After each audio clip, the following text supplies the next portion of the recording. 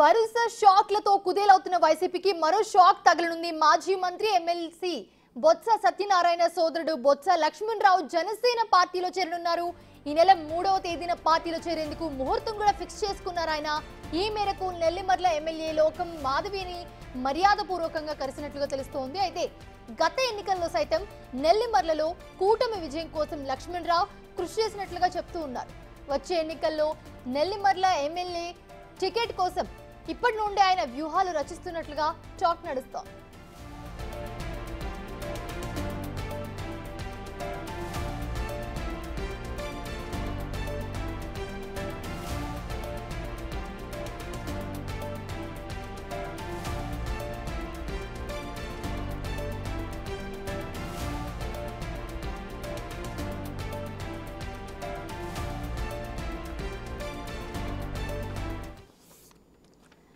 ఇదే అంశానికి సంబంధించి మరిన్ని అప్డేట్స్ మా ప్రతినిధి శివశంకర్ అందిస్తారు. శివశంకర్, ప్రస్తుతం మనం చూస్తున్నాము జనసేనలోకి క్యూ కంటిన్యూ అవుతూనే ఉంది.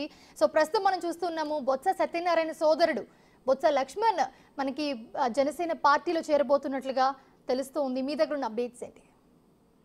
మౌనిష, బొత్స లక్ష్మణరావు అయితే జనసేనలో చేరేందుకు ఇప్పటికే రంగం సిద్ధం చేసుకున్నా చెప్పుకోవచ్చు. అదేవిధంగా ఆయన నిన్ననే నెల్లిమర్ల ఎమ్మెల్యే జనసేన ఎమ్మెల్యే ఎవరైతే ఉన్నారో లోక మాధవ్ను కూడా కలిసి తన నిర్ణయాన్ని అయితే ప్రకటించారు. అయితే గత 5 ఏళ్ల నుంచి కూడా ఆయన వైసీపీతో అసంతృప్తిగానే ఉన్నారని చెప్పుకోవచ్చు. ముఖ్యంగా అక్కడ ఉన్నటువంటి నెల్లిమర్ల ఎమ్మెల్యే ఎవరైతే మాజీ ఎమ్మెల్యే బడికొండ అప్పలనాయుడు ఉన్నారో ఆయనతో ఆయనకి మొదటి నుంచి కూడా విభేదాలు ఉండడం, ముఖ్యంగా చూసుకున్నట్లయితే బొత్సకి లక్ష్మణరావు సోదరుడు కావచ్చు, అదేవిధంగా అయితే మాజీ ఎమ్మెల్యే బడికొండ అప్పలనాయుడు కూడా కజిన్ బ్రదర్ బొత్స సత్యన అయినప్పటికీ కూడా ఇద్దరికి కూడా విభేదాలు రావడం, అధికారికంగా కొంత గ్యాప్ రావడంతో ఆయన అయితే గత ఎన్నికల్లో కూడా ఆయన టీడీపీ జనసేన కూటమికి అయితే ఆయన మద్దతు ప్రకటించారు. అప్పటి నుంచి కూడా ఎలా అయినా ఈ బడికొండ అప్పలనాయుడు దెబ్బ కొట్టారని ఆయన ఆలోచనతో ఉన్నట్లయితే అప్పట్లోనే వార్తలు చెప్పుకున్నటువంటి పరిస్థితి అయితే ఉంది.